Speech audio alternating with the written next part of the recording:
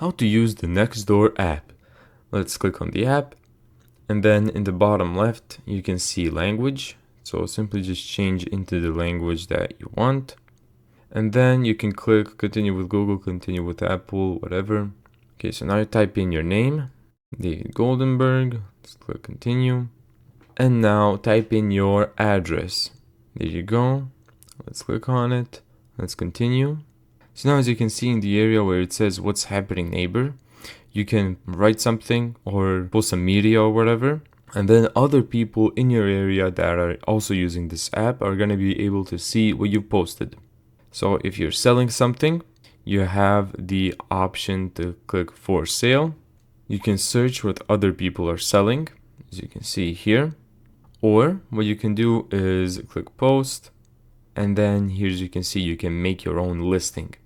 Okay, let's exit out of this, and now you can do search. You can search for sale events, groups, sports events, groups, socializing activities, and stuff like that.